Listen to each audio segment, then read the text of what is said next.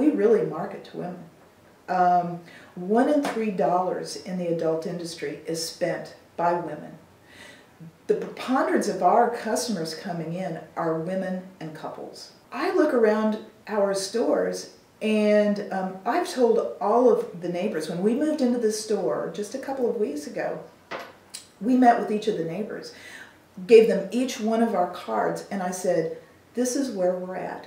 If you see anyone that you perceive as being outside doing something illegal, whether it's drugs, whether it's littering, whether it's it looks as though they're prostituting, first call the police, second call us.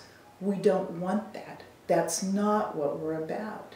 By and large, people that walk in here are quite surprised that it looks more like Sears than it looks like their perception of what an adult store looks like. These stores are about pleasure, about happiness, and about, in a lot of ways, self-actualization, as opposed to the way we're portrayed as having to do with drugs and prostitution and all those kind of things. It's really not the way it is at all. In Columbia, I can tell you, because there are 7 adult businesses in Columbia, if all of those businesses closed down or decreased their income, what's going to happen is the city of Columbia stands to lose about $90,000 a year in tax revenue.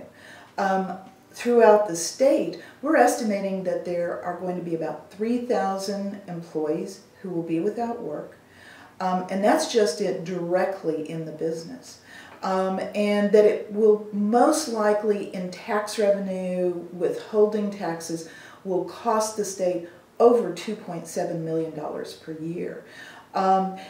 And then when you begin thinking about, since the law would prohibit liquor in any of the cabarets, you have the beer distributors, the liquor distributors, who will no longer be sending their employees to the cabarets. You have linens that are used in the cabarets.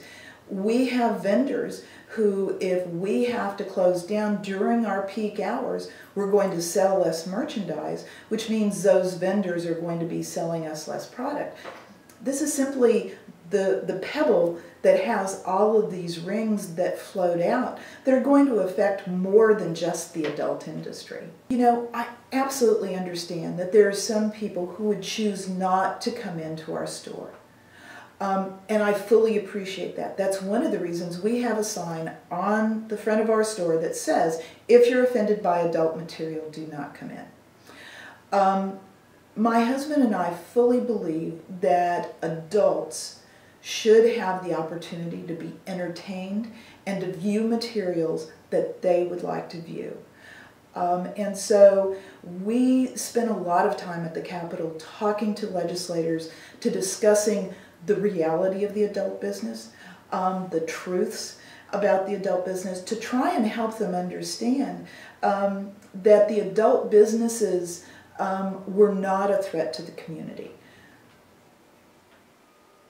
So what happened? By and large, the legislators agree with us.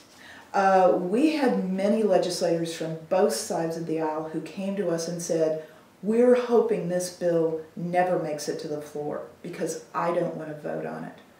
The problem is, oftentimes with controversial bills like this one is, the legislators understand that if they vote in favor of this bill, the next electoral cycle, they're going to be characterized as being soft on porn, as supporting the adult industry.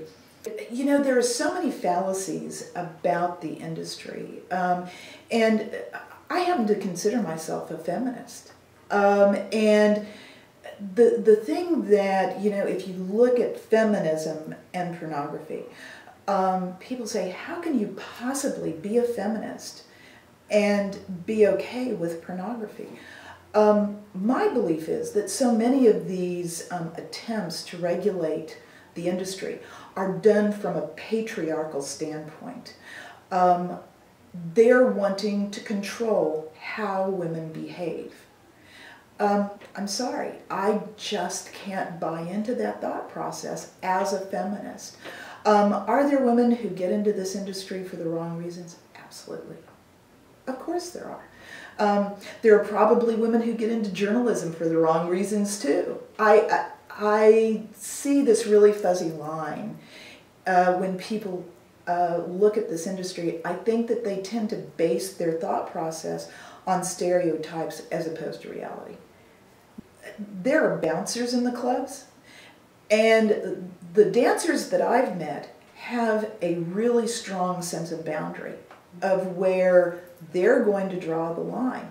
And again, when these places of entertainment, which is what they are, places of entertainment, are characterized as being dens of prostitution, Matt Bartle has said that he's never been into a cabaret. To me, that's kind of like being a food critic never having been into a restaurant. How can you possibly speak with knowledge about some place that you've never experienced? I don't think you can.